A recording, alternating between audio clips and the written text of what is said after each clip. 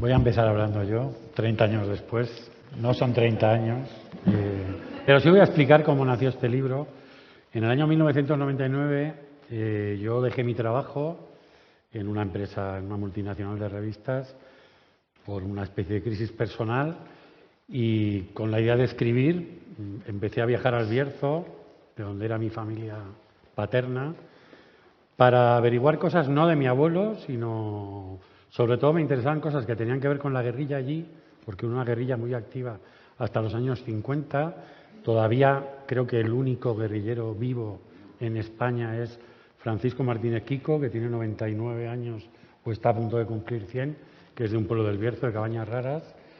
Yo iba los domingos muy temprano, hacía 4 entrevistas, me venía del Bierzo por la noche el domingo y el 5 de marzo, una semana antes de que Aznar ganara las elecciones con mayoría absoluta, quedé con Arsenio Marcos, un amigo de la infancia de mi padre, militante comunista, que había estado encarcelado en el año 62, acusado de crear células del partido en la térmica de Ponferrada. Fue muy impresionante para mí leer su juicio, porque este hombre, en una comisaría en el año 62, donde lo hubieran metido, asumió todas sus culpas. Él reconoció que había intentado crear células en la empresa, que cada vez que veía a un trabajador descontento, él se acercaba para ver si podía captarlo, pero que nunca consiguió captar a nadie, ¿no? Se comió 6 años de cárcel, nunca recuperó su trabajo al salir de allí, y estaba con él ese día y por la tarde habíamos quedado con otro hombre,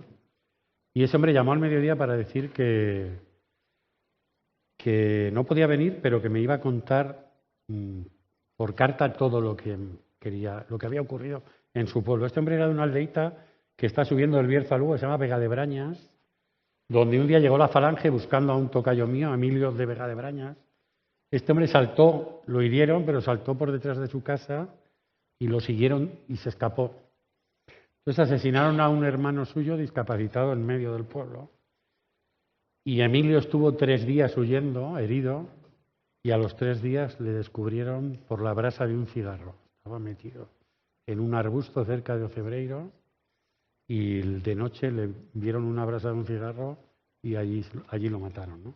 Este hombre me lo escribió, que lo tengo en casa, impresionante, porque no debía haber escrito a máquina nunca en su vida. Entonces no había ni 1 milímetro de margen en ninguna de las dos caras. O sea, llenó de letras la hoja y al final no reconocía una historia, y es que en ese pueblo luego la Falange sacó a todo el pueblo a un prado y los tuvieron durante un día allí expuestos para ver si los guerrilleros se entregaban, ¿no? Usándolos para hacer un chantaje para ver si se entregaban. Entonces este hombre no vino y yo estoy sentado aquí porque ese hombre tuvo un problema familiar, ¿no? Lo cual explica muchas cosas de cómo puede ser la vida cuando alguien se expone a que le ocurran cosas o intenta cambiar de vida y de pronto te ocurren accidentes, ¿no? Ese día con Arsenio terminamos hablando de mi abuelo. Él sabía dónde estaba más o menos la fosa común donde estaba el cuerpo de mi abuelo y de otros 13 republicanos. Estaba muy cerca de Ponferrada. Llegamos allí, un hombre del pueblo nos señaló el sitio entre 3 nogales. Yo llamé a mi padre en ese momento y volví con la cabeza acelerada, ¿no? ¿Qué haces cuando ya sabes un sitio? El pueblo se acordaba muy bien porque los habían asesinado de noche, dejaron 14 cadáveres tirados en una cuneta y un maestro falangista se llevó a todos los niños de 6 a 12 años de la escuela a ver cómo los enterraban. Entonces yo llegué 64 años después y todos los que tenían más de 70 años y se habían quedado allí habían estado una mañana viendo como 3 chavales de la Juventud Socialista Unificada de 16 años abrían una fosa de 12 metros y metían dentro los 12 cuerpos. Voy a decir que fue muy emocionante en un momento, como la gente a veces en un momento difícil es capaz de preservar la dignidad de alguien. Estos 3 chavales, uno estaba vivo cuando yo llegué, Francisco Cubero, podían haber cavado 4 metros y haber tirado los 14 cuerpos amontonados dentro. Pero cavaron 12 y los dejaron individualizadamente. En ese momento, apuntados por la Falange de su pueblo, fueron capaces, por compartir ideas con esa gente y entender quiénes eran, de hacer ese trabajo extra para que luego cuando fueron exhumados en el año 2000 fueran exhumados y se encontraran individualizados, sin que ninguno estuviera encima de otro, ¿no? Ellos les dieron en ese momento tan difícil esa dignidad. Entonces este libro yo lo acabé un año después, si puedes cambiar la imagen. Yo lo acabé un año después, pero en esa exhumación vino gente a pedir ayuda, gente muy mayor, sobre todo mujeres que tenían hermanos desaparecidos.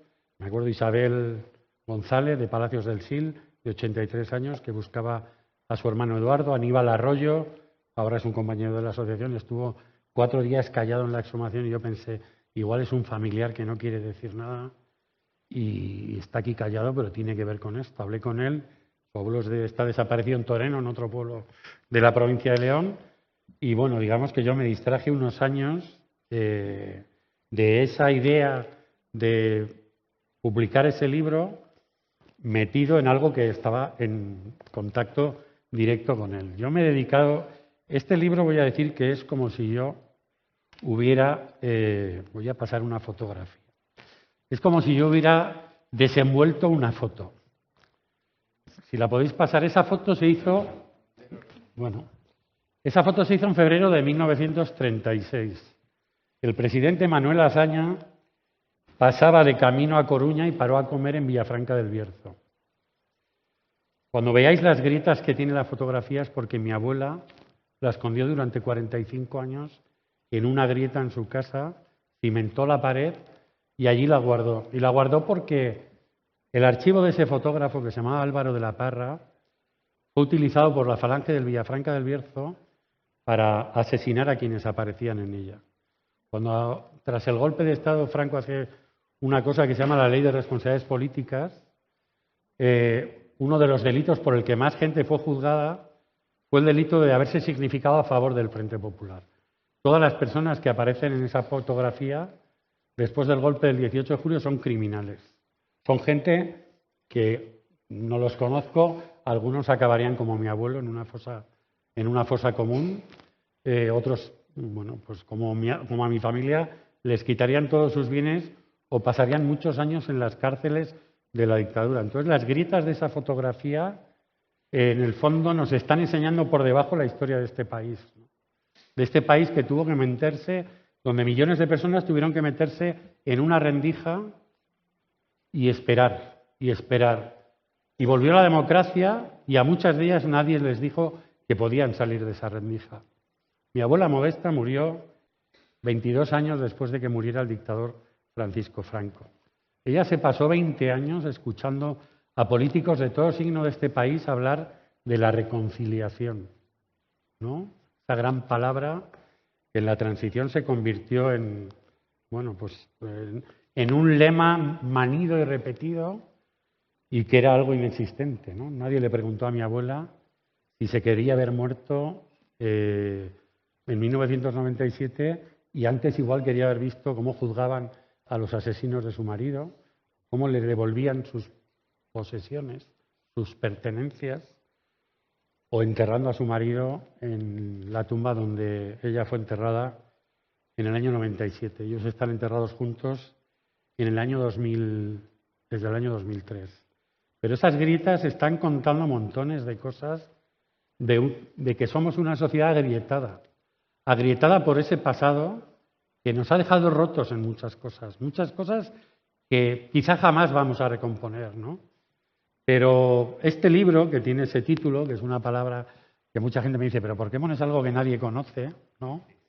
Este libro yo lo registré en el Ministerio de Cultura hace muchos años, no tantos como ha dicho Clemente, con un título que era El recuerdo y la piedra, ¿no? Pero poco a poco yo lo fui llevando en todos mis ordenadores portátiles, en un canutillo, y la relación con él fue cambiando cuando yo conocía más cosas de mi familia y se fue haciendo como algo más personal, ¿no? Entonces la néveda es una planta de mi abuela Modesta. Si puedes volver la foto atrás, perdona.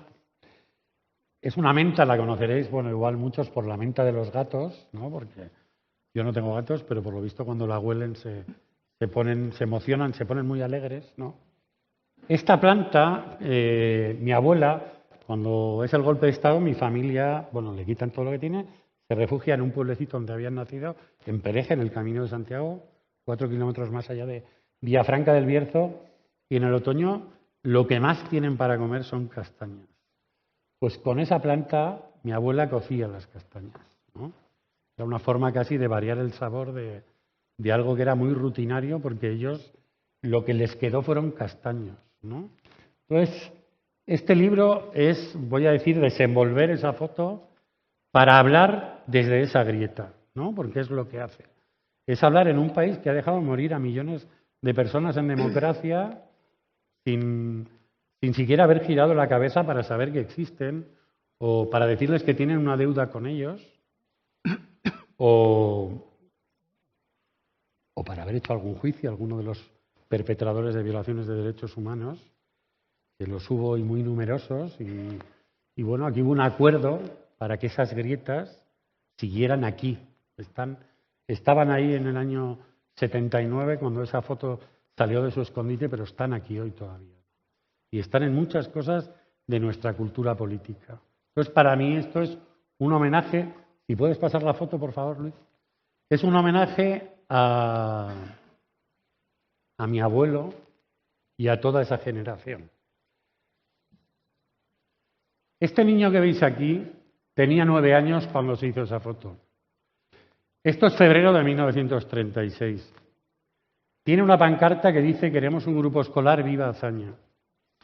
Ese mismo niño, 8 meses después, era mi padre, tuvo que dejar su escuela y no pisarla nunca más. Y este país jamás le reparó eso. Jamás sintió con él el dolor que generó eso. Y hemos vivido con una derecha y parte de una izquierda que ha querido ignorar todo eso, ¿no? Yo no soy una cosa antigua, porque muchas veces la derecha dice: esto ocurrió hace muchos años, ¿a qué viene ahora esto? Yo soy nieto de un desaparecido, pero soy hijo de este trauma. Soy hijo de estas grietas que veis ahí y que me emocionan, porque este país ha sido tan injusto con esta gente que nunca vamos a arreglar la deuda que hemos establecido con ellos. Para mí este libro es una forma de hacer un ajuste de cuentos, voy a decir, ¿no? Conmigo mismo es un homenaje a mi familia y tiene que ver con una crítica también al abandono que han sufrido todas estas personas, ¿no? Porque no han estado en las películas que financiaba el Ministerio de Cultura, han estado al margen de montones de cosas. Recuerdo el diario El País en el año 2000 publicó un suplemento especial del 25 aniversario de la muerte de Franco, ahora se van a cumplir 50, que se titulaba Aquella remota dictadura, ¿no? Como si fuera algo que había ocurrido en Atapuerca, algo que no tiene nada que ver con el presente, algo que lanzamos muy lejos y que no tiene nada que ver con nuestra democracia.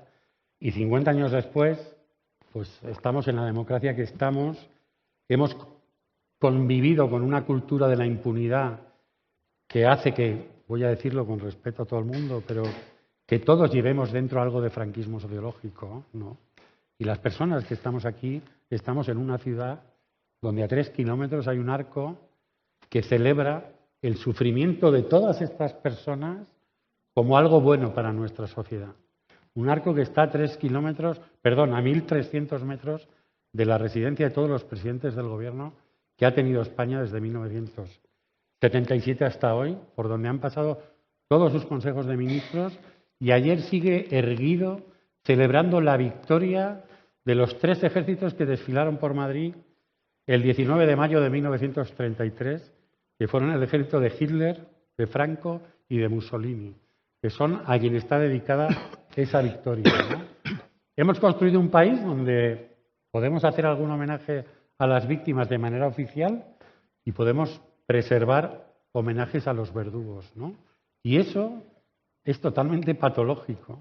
O sea, será muy difícil y es muy difícil de desmontar, pero es totalmente patológico, ¿no? Entonces, este libro tiene que ver también con el silencio, ¿no? Yo he hecho un prólogo, voy a decir bastante largo, explicando que yo pertenezco a una generación de hijos de quienes fueron machacados en la dictadura, que nos enseñaron a escondernos.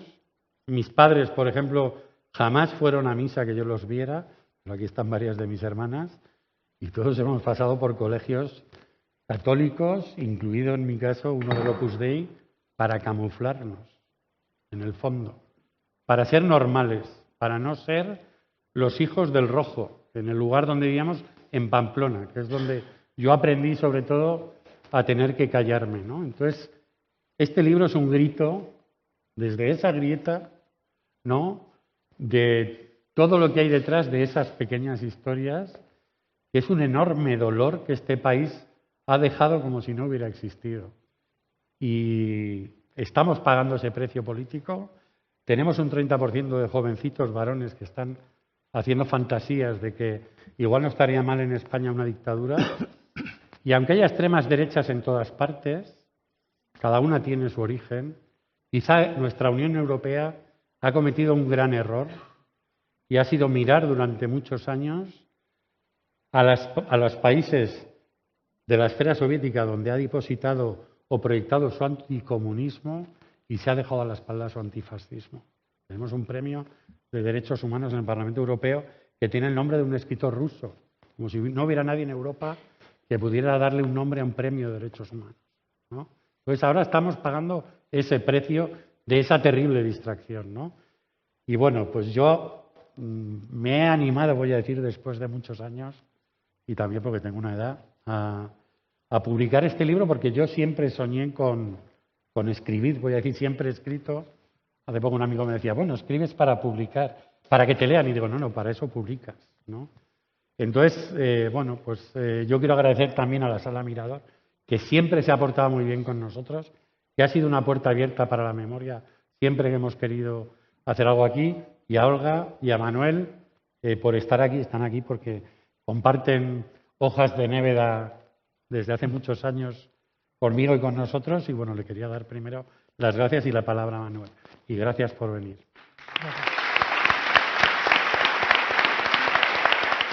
Gracias.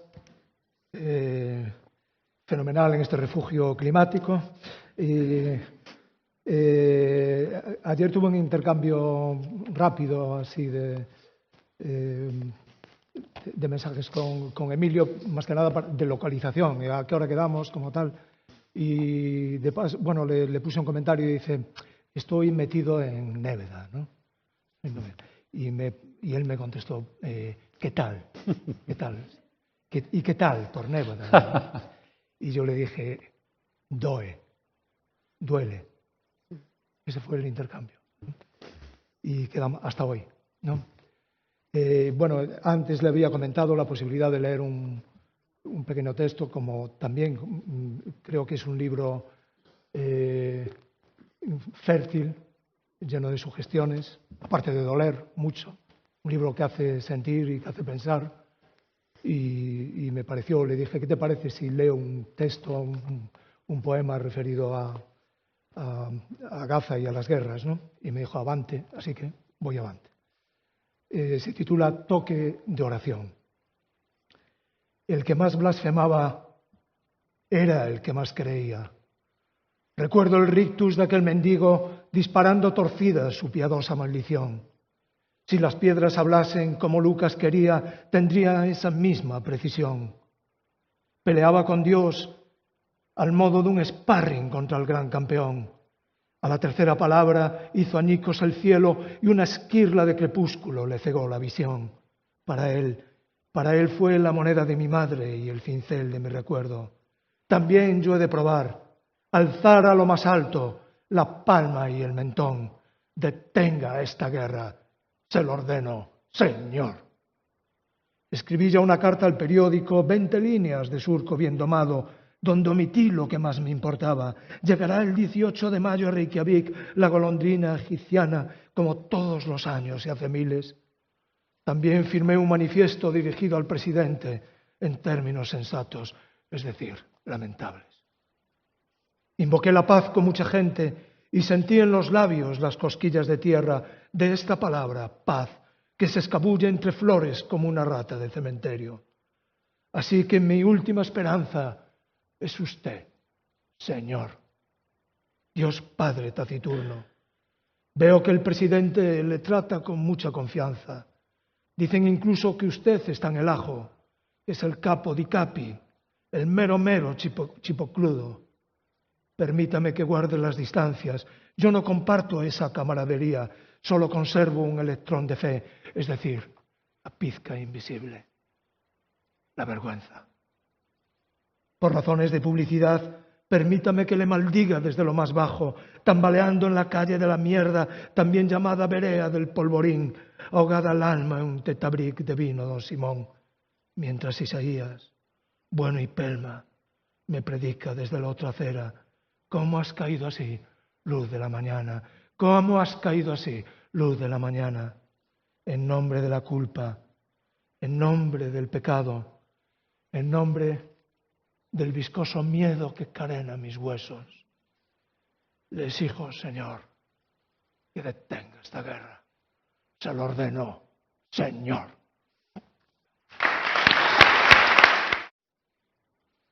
Bueno, gracias. A mí me gusta mucho el título de Néveda, ¿no? Bueno, hay asociaciones también de la infancia. Neno, hay buscar Néveda para las castañas. Es de las pocas, no soy un Linneo precisamente, pero bueno, era de las hierbas que reconocías en la infancia porque era muy importante, era para darle ese sabor especial a las castañas. Y hay un detalle, la Néveda está sobre todo en cunetas, por lo menos allí en la zona de Coruña, Castro del Viño, donde vivíamos entonces, ¿no? Y la localizaba rápido, la localizaba por el olor, como el gato también. Y aromatizaba las castañas en tiempo de difuntos, cunetas, difuntos, bueno, y estas asociaciones que después vas estableciendo, ¿no? Pero me gusta además porque, bueno, el valor simbólico que tiene en la novela es profundísimo, es tremendo, porque digamos que es esa hierba humilde de las cunetas la que establece como una especie de conexión en un acuerdo secreto entre generaciones, ¿no? Ese olor de la Néveda, esa Néveda que acompaña las castañas. Y las castañas me hizo recordar también otra imagen que tiene que ver con el libro de Emilio, ¿no? Porque las castañas sabéis que están en los ourizos, decimos en gallego, ¿no? Erizos, y las abrimos, normalmente las abres, aprendes de pequeño también a abrirlas con los pies, ¿no? Y cuando saltan las 4 castañas, 3 o las 4, pues es un tesoro, ¿no? Además es hermosísimo el erizo, a mí me parece, me gusta que me piquen las manos, ¿no? Y ¿qué pasa? Que hay un tipo de erizo que le llamamos ouriza, femenino. ¿Y qué tiene de característico la ouriza? Que la abres y saltan 5 castañas, ¿no? El erizo tiene 5 castañas. Entonces, este libro, Néveda, es como una ouriza, ¿no? Porque hay más castañas de las que pensabas. Yo sabía que había muy buenas castañas, pero realmente te vas metiendo, duele, recordar duele, y recordar de esta forma, ¿no? Recordar en el límite, y más allá del límite, pues duele especialmente, ¿no? Hay un proverbio italiano que, bueno, a mí me llegó por Camilleri, lo conocí por Andrea Camilleri, que dice: la lingua batte dove il dente duole. Creo que se entiende bien, ¿no? La lengua bate donde duele el diente.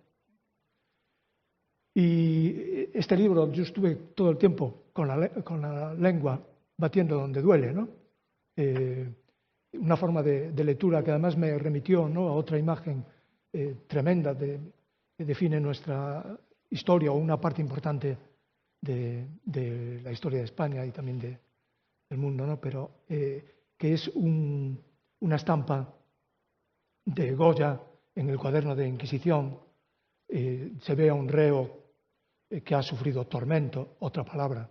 Yo creo que hay 2 palabras importantes en la, podríamos decir, en el traslado, en la exportación intelectual, ¿no?, en la exportación lingüística. Una es liberal, podían tener liberal, que nace en España y se extiende por el mundo, Realmente parece que muchos no conocen esta historia, podrían tener algo de orgullo de esta exportación, ¿no? Pero otra es Inquisición y tormento, ¿no? Y entonces en esa estampa de la Inquisición se ve a un reo que ha sufrido tormento, está posiblemente también en el límite, a punto de morir, y debajo dice la leyenda, dice, por mover la lengua de otro modo. Bueno, pues yo estoy moviendo la lengua de otro modo, con la lengua donde duele, y duele, ¿no? Recordar duele, pero también recordar la injusticia es una forma se va transformando el libro en una forma de rebeldía. Entonces recordar duele, pero también la lengua bate, lucha. Es un libro que está continuamente luchando. Hay esa fase del dolor, que es un dolor que te cala, que se mete en los huesos, el dolor del tormento, porque sabes que es un tormento que ha sido toda una generaciones que acumularon esperanza, las atormentadas. Te sitúas ante una injusticia global, una total injusticia ecológica, digamos, que es genocidio y ecocidio también, porque dices, hay un término en la biología ecológica que es un concepto así un poco frío, parece, o neutro, que es estándares básicos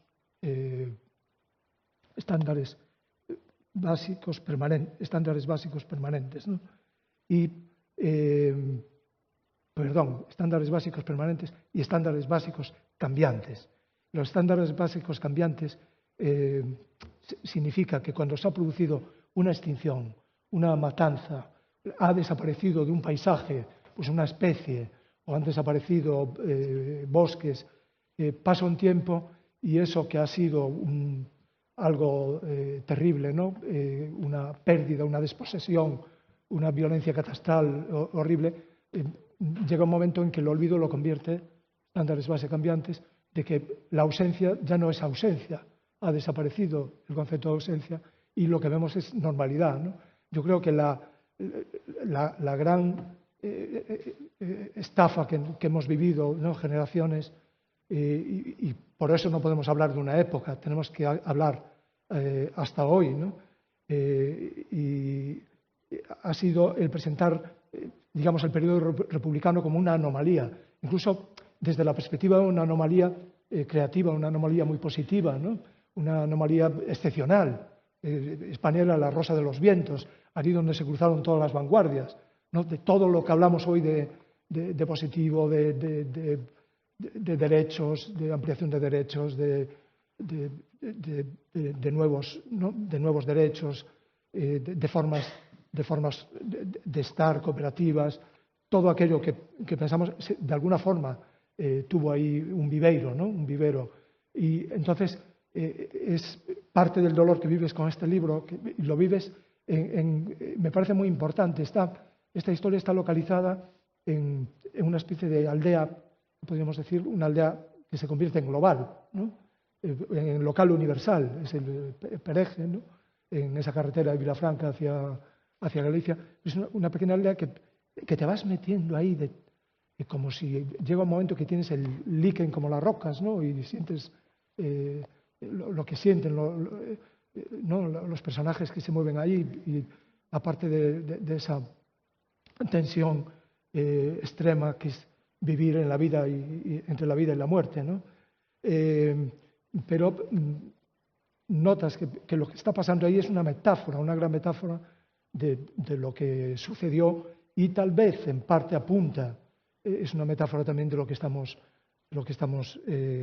viviendo. Entonces, quienes habitan Pereje son habitantes de la adversidad. Los personajes de este libro son habitantes habitantes, decía, de la adversidad. Es verdad que también la creatividad se da especialmente, decía Marcel Duchamp, entre la gente que habita la adversidad, ¿no? y no es casual que naciera, yo creo que en ese espacio, ¿no? en ese lugar, porque como vemos había una acumulación, ¿no? de esperanza, una acumulación de civilización, de cultura. Lo que experimentamos leyendo este libro, y bueno, como ya dije que era muy fértil y que era una eriza con muchas ideas, voy a procurar dejar algo, ¿no? Para otro día, ¿no? Pero es un libro en que la resistencia, ese bater, esa lucha de la memoria, ¿no? También lo convierte, y es algo muy importante, no solo el recuerdo que duele, es el recuerdo también de la resistencia, que es otra de las sustaciones que nos han hecho, ¿no? Y la mucha resistencia que hubo, ¿no? Por formas muy, muy diferentes, desde el gesto desesperado de Pilar, ¿no? Una chica de 14 años que impreca allí en el nido en el búnker, ¿no? del tormento, va a interpelar y también la torturan, la maltratan, ¿no? Y está lleno en todo momento. Yo creo que ese factor es muy importante a la hora de hacer memoria, integrar la resistencia, ¿no? Y hubo mucha resistencia, ¿no? Y eso nos hace también cuestionar la idea de una transición democrática como una especie de amable regalo que nos hicieron las altas, ¿no? Que nos hicieron que nos hizo el poder. Y hay yo comentaba esta idea de la anomalía, ¿no? Cuestionar la idea de la anomalía, de la República como anomalía. Lo que realmente fue y es anomalía es todo lo que pasó después, ¿no? Aquella idea de Walter Benjamin de que detrás de un documento de civilización suele estar un documento de barbarie. Lo que vino después fue la barbarie, el tremendo revés. Hemos vivido no en el derecho, hemos vivido en el revés. Estamos viviendo en parte, ¿no? Podemos, yo creo, hacer un repaso de todas las taras que nos están condicionando, cómo tienen su origen en ese proceso de desmemoria. Sabemos que en ese juego de civilización y de barbarie, la desmemoria realmente es el régimen de otra memoria, ¿no? Un régimen de la memoria autoritaria, de la memoria despótica, de la memoria que se ha transformado después, metamorfoseado a través de formas distintas del capitalismo en una especie de individuo, ha dado lugar a una especie de individuo tirano, ¿no? Y a poner en peligro la propia, con esta aceleración, esta impaciencia capitalista, poner en peligro, ya que hablamos de memoria, el propio futuro. La idea de futuro está en peligro, ¿no? Creo que hiciste muy bien en tomarte ese tiempo. Es un tiempo precioso, es un regalo, algo más que un regalo, es Néveda, la Néveda que unió a las generaciones, y es contribuir a esa escisión que está haciendo tanto daño, que es la de romper ese acuerdo secreto entre generaciones, ¿no? De transmitir los valores de justicia, de ayuda mutua, de educación, ¿no? Y la novela, otro día podemos hablar más de la dimensión literaria, porque para mí el propio prólogo es un hallazgo. Yo no soy nada amigo de los prólogos, sobre todo en libros de narrativa, aunque alguien dirá, pues mira que no escribiste prólogos por ahí, y algún epílogo incluso. Pero en narrativa, en principio, yo digo, no, mejor que no. Pero esto no es un prólogo, es algo diferente. Realmente es una operación vanguardista. Yo realmente lo viví así en la lectura. Empecé leyéndolo como prólogo y cuando llegas ves que hay una fusión entre ficción digamos, lo que sería razón, reflexión o búsqueda histórica, pero que resulta que la ficción ayuda a la búsqueda histórica, a desvelar zonas que no están bien vistas, ¿no? Pero también ese principio de realidad hace que veamos la ficción como la leemos, que nos dé que sentir y que nos dé que pensar. Gracias.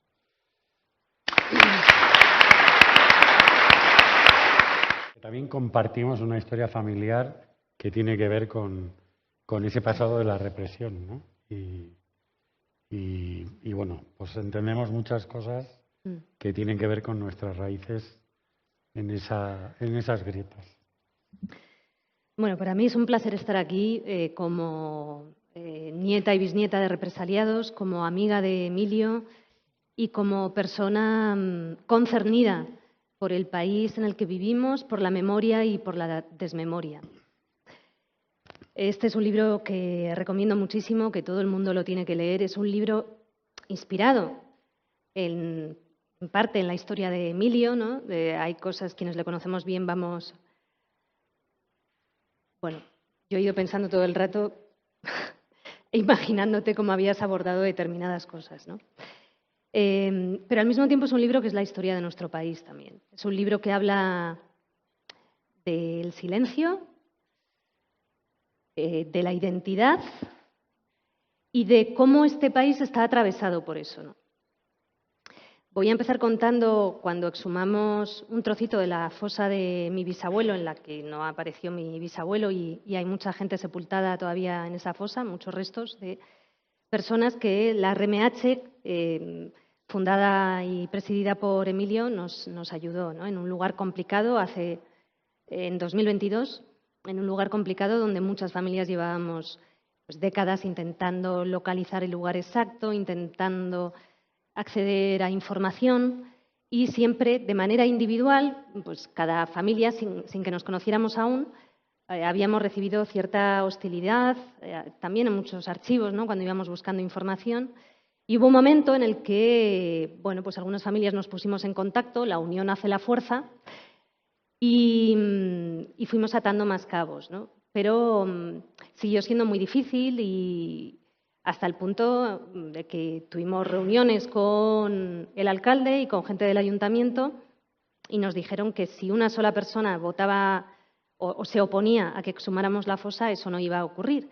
Y tuvieron la grandiosa idea de convocar una votación en 2022, hace 3 años, bueno, eso fue un poco antes, en 2021 la primera y luego otra en 2022, y el vicealcalde hizo campaña por el no, ¿no? Y hubo una reunión muy dura con gente del pueblo y algún integrante, alguna nieta y algún otro familiar de alguna de las víctimas, y salió el no, ¿no?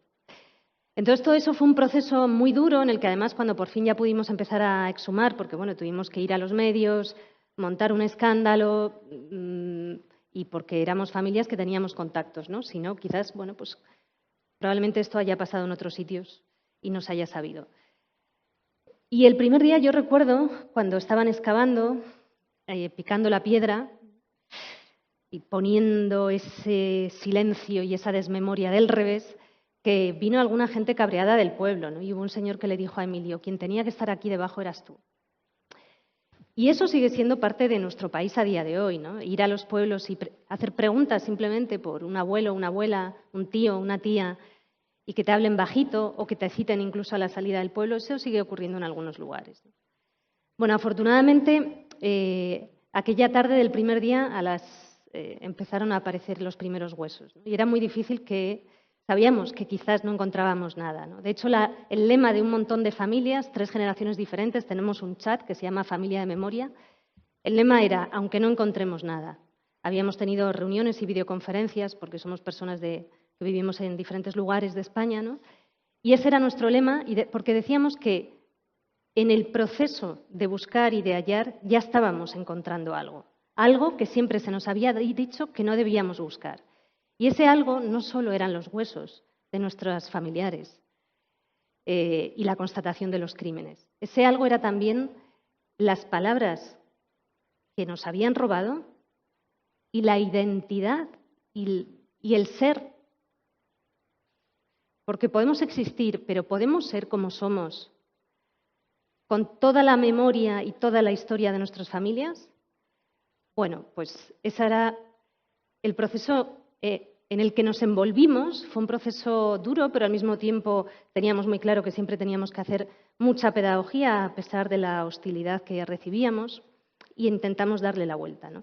Y cuando aparecieron esos primeros huesos, Emilio siempre dice que lo que sale de ahí, cuando se exhuma, ¿no?, todo esto que Emilio ha ido arrastrando a este país a hacer y que por eso ha retrasado este libro, no son solo huesos lo que se extrae, son palabras. Las palabras no pronunciadas en décadas en este país. Las palabras enterradas y con el olvido impuesto. Y muy a menudo en torno a una fosa, lo que se extrae son también esas palabras, y por primera vez alguien empieza a hablar, ¿no? Se genera una gran conversación, que es esa conversación pendiente. Y bueno, pues en muchos lugares, él lo cuenta muy bien, hay gente que empieza a murmurar, y ese día ocurrió también, ¿no? El señor Emilio, un señor que se llama como Emilio, un señor de ese pueblo, pues empezó a dar detalles de cómo él había visto que habían ido tirando día tras día a esa fosa muchísima gente, ¿no?, a más de 70 personas. Y esto es lo que Emilio, después de, en ese lugar, en esa fosa donde sepultaron y desaparecieron a su abuelo, él ahí dice siempre que ahí empezó su silencio y que ahí terminó también su silencio en el año 2000, cuando logró exhumar, que fue la primera exhumación en España con métodos científicos, y cómo a partir de ese momento la demanda era tal, esa era la realidad, la demanda era tal que hasta hoy ha ido posponiendo este libro maravilloso. Lo que ocurrió cuando llegó la transición, cuando murió Franco, es que durante la dictadura hubo un adoctrinamiento pueblo por pueblo, casa por casa, escuela por escuela. Y cuando llegó la democracia no se hizo ese proceso de democratización casa por casa, pueblo por pueblo, escuela por escuela, diciéndole a la gente, ahora ya puedes hablar. Es más, es que ahora tienes que hablar, ahora es el momento de hablar, ahora es el momento de recuperar nuestra memoria y, por lo tanto, nuestra identidad, porque fueron y somos y serán. Y de eso va este libro, ¿no? Está súper bien escrito. Emilio tiene que escribir más libros. Espero que después de este venga otro libro de ficción. Como sabéis, tiene ensayos maravillosos, pero es un libro que es una delicia leerlo. Y habla también de... Bueno, hay viajes de ida y vuelta, ¿no?, que esto también yo creo que nos interesa mucho, si hay gente en el público que también, ¿no?, los viajes de ida y vuelta, ¿no?, ese exilio republicano español en Argentina, ¿no?, cuidando del fuego de Prometeo, de la memoria que aquí se nos negó. Todavía a día de hoy yo a veces alucino con la memoria republicana en sitios como Argentina o México, ¿no?, donde guardaron canciones, relatos, historias que acá no conocieron nuestros padres y abuelos, ¿no?, y que ahora estamos empezando a recuperar, o que la recuperamos a través de esa memoria que en el exilio guardó lo que aquí fue aplastado. Y en ese rescate de las palabras que Emilio ha ido haciendo durante tantos años, que además maneja muy bien las palabras, ¿no?, y es capaz de buscar el doble significado de las palabras, ¿no?, se produce también esa búsqueda de la identidad y esa reflexión sobre este país, ¿no? Sin memoria no sabemos, si no sabemos no entendemos, y si no entendemos no nos conocemos. Y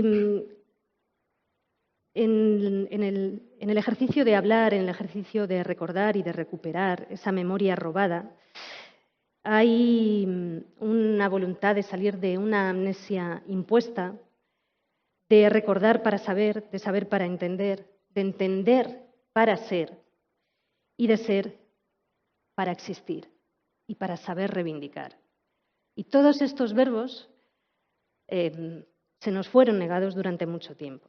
Entonces, cuando Emilio dice, aquí nació mi silencio y aquí muere hoy mi silencio al pie de esa fosa, está contando la historia de toda una historia borrada y toda una historia sepultada, y durante todos estos años se ha ocupado de seguir arrastrando para que en otros muchos lugares, donde también nació un silencio colectivo y un miedo colectivo, muera ese silencio colectivo impuesto, esa desmemoria impuesta y ese olvido que nos niega la capacidad de poder ser como queremos ser y como fueron nuestras familias en el pasado y como fue este país, ¿no? Bueno, ha dicho antes una cosa, ha hablado de la impunidad y con esto termino. Y hubo un mensaje que ha quedado muy grabado, ¿no? Que reconciliación es sinónimo de impunidad. Y es un mensaje elaborado por quienes ganaron, es un mensaje que es la extensión de ese franquismo que nos da espacio y nos permite existir siempre y cuando seamos obedientes, sumisos y olvidemos, ¿no? Entonces, hablaba antes Manuel de la anomalía, y aquí hay muchas anomalías. Hace 2 años o así estábamos aquí varias personas vinculadas a temas de memoria, también estaba Emilio y estaba Joan Garcés y hablaba de la anomalía española, porque la anomalía de una dictadura, la única dictadura en Europa, por la que no se reivindicó posteriormente ni verdad, ni justicia, ni reparación, ¿no? Ante la cual después reivindicar verdad, justicia y reparación no tocaba, no convenía, porque había que reconciliarse y, por lo tanto, la impunidad tenía que perpetuarse.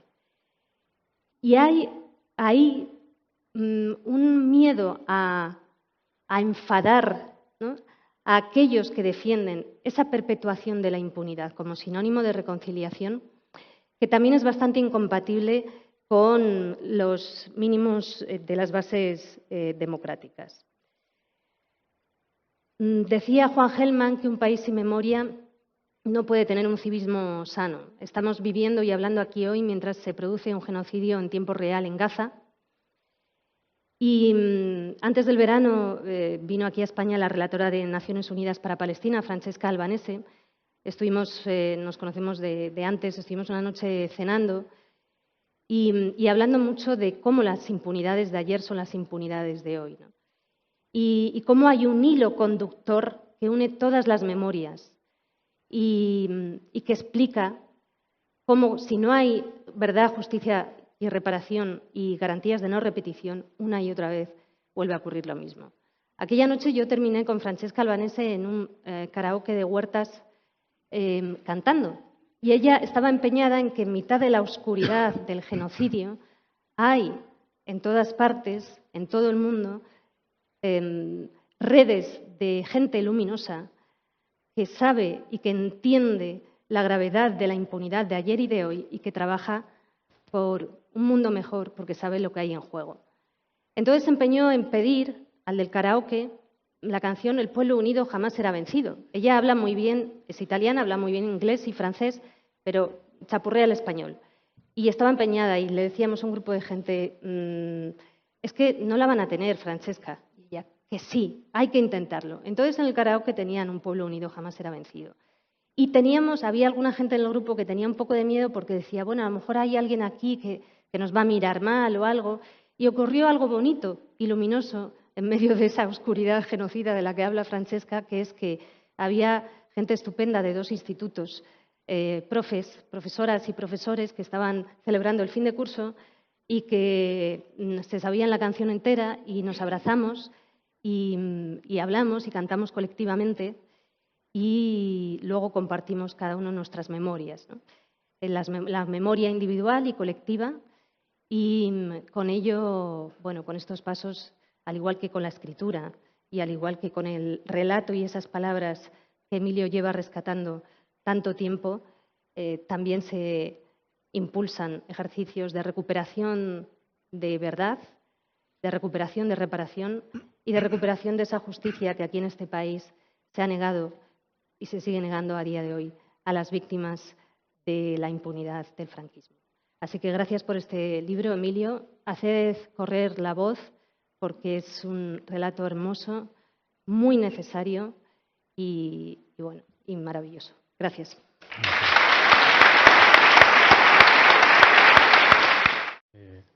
Hay una parte del libro que tiene que ver con ese edificio. Ahora voy a meter la lengua en el diente, como ha dicho Manuel, y le pido a mi hermana Cristina que lo grabe. Por favor.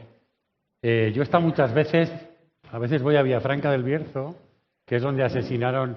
Esa es la última puerta. A ver, perdón. Que esto no va. Vale.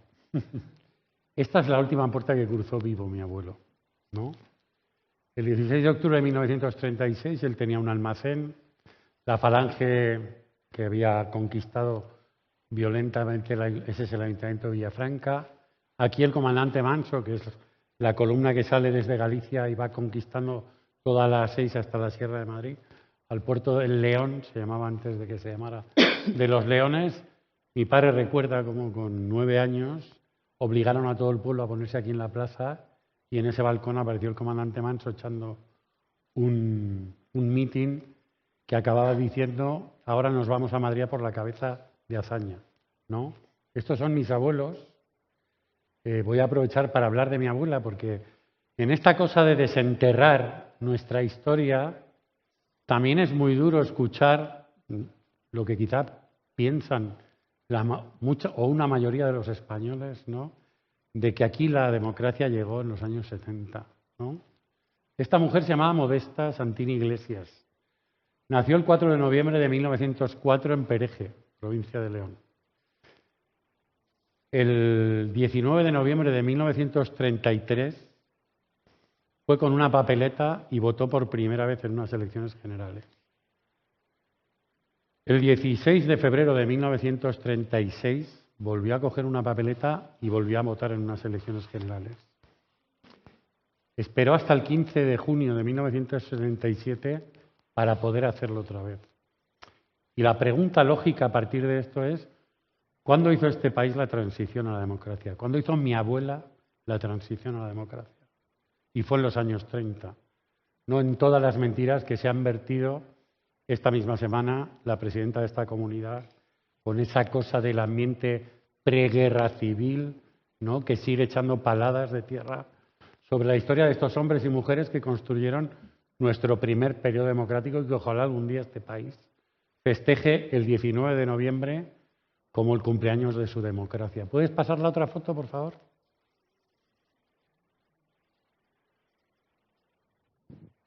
Al día siguiente por la mañana me despertó temprano y me dijo, toma, me preparó algo, llévale el almuerzo a tu padre, a la prevención. Casi al romper el día. Cuando me desperté, tenía 10 años, fui a la prevención, me atendió el mismo Foxo y yo le dije, soy el hijo de Emilio Silva, de La Preferida, que así se llamaba la tienda. Y le traía el desayuno a mi padre. Y me dijo, ¿tu padre? ¿Y qué es tu padre? Emilio Silva, el dueño de La Preferida. ¡Ah! Pues no está aquí. ¿Y dónde está? A eso no lo sé. Lo vinieron a buscar en un coche y lo sacaron. Lo llevaron.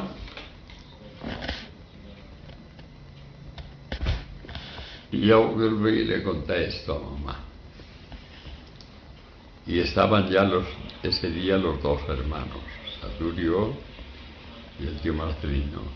Esto es lo que me han contado. Mi mamá se echó a llorar, los hermanos a consolarla. Dice, lo han sacado a pasear, seguro. Lo sacaban a pasear en una camioneta, una furgoneta antigua, que era de un tal Olarte que fabricaba gaseosas y sifones y cosas de esas. Ese era el coche en que sacaban a matar a los de Villafranca. Sí, claro. Por la noche no se puede decir. Nada. Pasara lo que pasara. Pasara lo que pasara. No pasaba nada salvo algún coche que pasaba.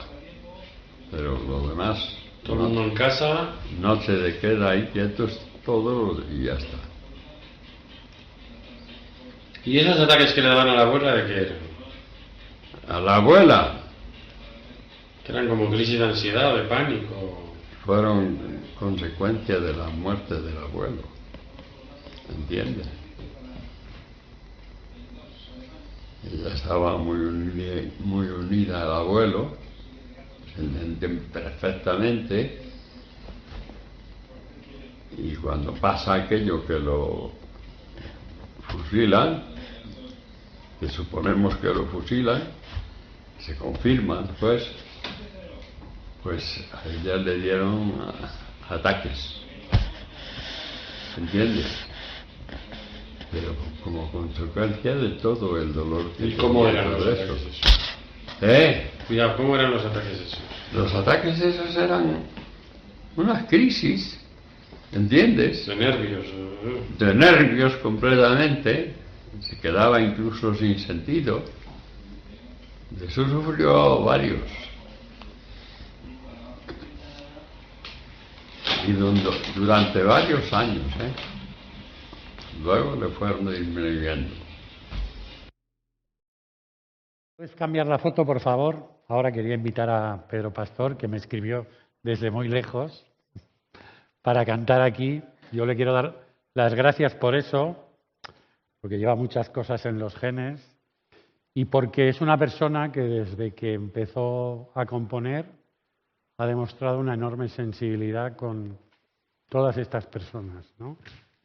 Estas personas que, bueno, pues que han quedado enterradas en la historia de este país, que no están en ningún libro de texto, porque alguien decidió que no podían estar en un libro de texto, y que deberían estar algún día en el altar donde otros padres de la Constitución, eran solo hombres, han puesto sus biografías, ¿no? Pero la verdadera gente que construyó aquí la democracia, que se merece todos esos homenajes, y a sus familias que, como presos políticos en campos de concentración, en prisiones, muriendo en el exilio sin volver a pisar el lugar donde aprendieron a caminar, sin volver a abrazar a la gente que quisieron, todos esos sueños que se rompieron están atados a un grillete de este país, ¿no?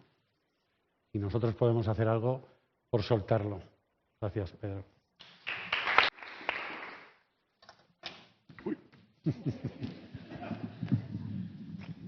Así salgo a cantar. Gracias, Emilio, por tanto. Seguramente sea la persona que más ha hecho por la memoria en nuestro país, pero de lo que no me cabe duda es que esta canción que voy a cantar no existiría sin ti. Directa o indirectamente, a lo largo de mi corta vida, en casi todos los actos, conversaciones a los que he acudido a cantar o a escuchar o a compartir, estabas ahí. Y creo que es importante que esta canción exista, porque creo que también es importante que la conversación y que el discurso de la memoria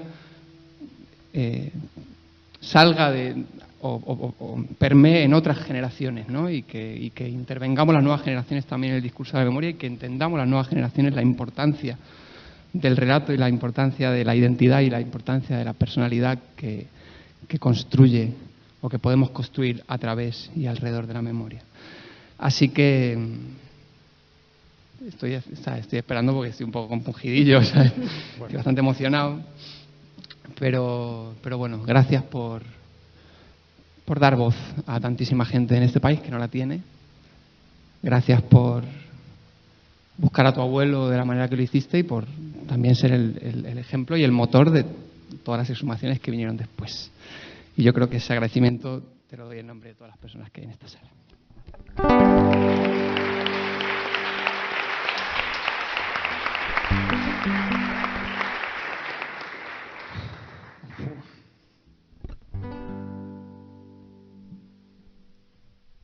Los olvidados, los que retumban en la memoria, los perseguidos, de anochecida en mitad del cerro, los exiliados, los que jamás volvieron a ver correr a sus hijos. Las olvidadas, las que escondían pan en el mimbre, las perseguidas y señaladas en todo el pueblo, las exiliadas, las que jamás volvieron a ver correr a sus hijas. No olvidaré, para que haya servido de algo tanto desvelo, para que no se pierda el poema bajo el sombrero. No olvidaré, para poder hablarle a mis hijos de los abuelos, para que un día al fin descansen justos los huesos. No olvidaré a las maestras que tanto hicieron por esta letra, y a las artistas, las que burlaran a la censura, las guerrilleras que resistieran los bombardeos en las trincheras. Los escondidos por 30 años tras un armario, los acusados y fusilados por sus ideas, los extinguidos, abandonados bajo este suelo sin una rosa. Las silenciadas, las que del miedo quedaron mudas, las que parieron y les privaron de la semilla, las invisibles. Hoy las nombramos pa' que su llama nunca se extinga. No olvidaré, para que haya servido de algo tanto desvelo, para que no se pierda el poema bajo el sombrero. No olvidaré, para poder hablarle a mis hijos de los abuelos, para que un día al fin descansen justos los huesos. No olvidaré.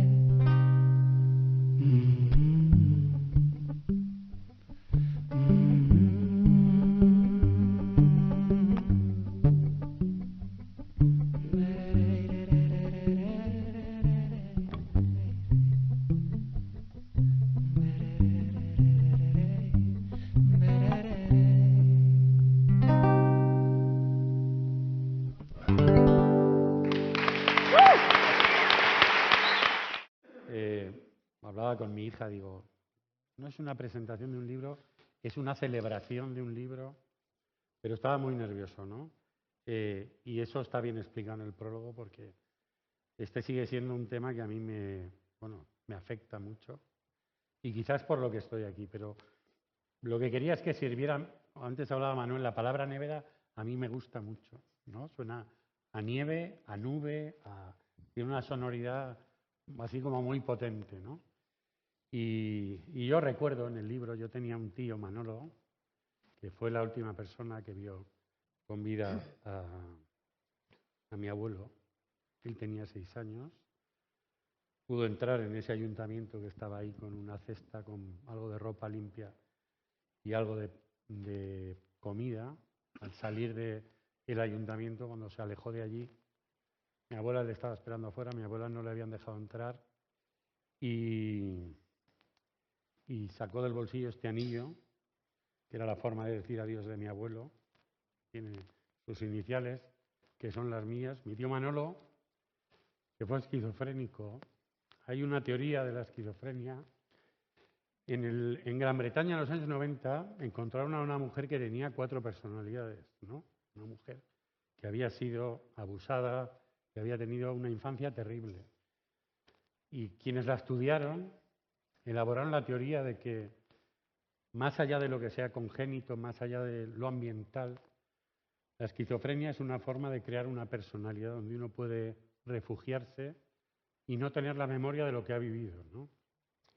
Yo me he dado cuenta, después de leer el libro, que está mi tío Manolo en dos personajes, ¿no? Y no me di cuenta cuando lo escribí.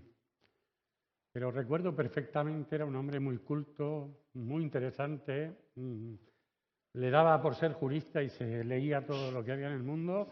Incluso por aquí está Ariel, que sus padres una vez llegaron a mi pueblo con una mujer que estaba preparando la nueva Constitución de Colombia, y mi tío empezó a discutir con ella y se fue a su casa y trajo una Constitución colombiana de 1890 y no sé qué, en Pereje, ¿no? Era un hombre que estudiaba, ponía lecciones en los postes de la luz y del teléfono, ponía allí unos plastificados, iba cambiando las lecciones y paseaba estudiando, ¿no?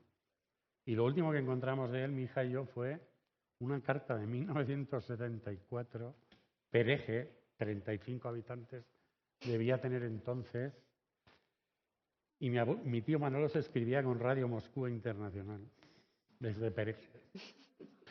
O sea, era un genio. Y yo voy a acabar recordándolo a él. Me emociona mucho porque era una persona súper afectuosa. Y quizá él tuvo que manifestar en su cabeza todo ese dolor, toda esa pérdida de sentido, ¿no? Y yo recuerdo perfectamente cuando nosotros nos volvíamos a Pamplona desde Pereje, todos los hermanos, aquí están 4 de mis hermanas, falta otra, y entonces mi tío se ponía en bicicleta al lado del coche de mi padre, volvíamos con la vaca, los 6 hermanos, más mis padres cargados en el coche, y entonces mi padre le daba un poco de ventaja en la bicicleta a mi tío, y él seguía pedaleando detrás de nosotros, ¿no? Por el mismo lugar donde empieza esta novela. Y yo, una de mis hermanas y yo solíamos ir sentados, era un Renault 12 familiar, y para que cupiéramos todos tenía 2 asientos atrás donde íbamos mirando hacia atrás, ¿no? Y yo lo último que veía de Pereje cuando me iba es a mi tío Manolo saludando con la bicicleta, ¿no? Y bueno, esto no tenía que pasar, pero es una manifestación más.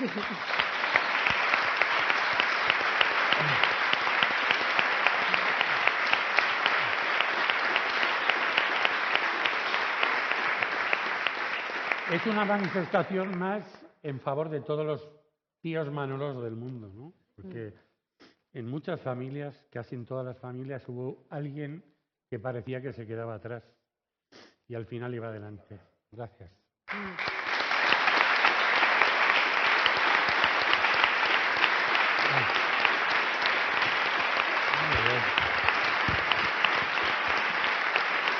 Gracias.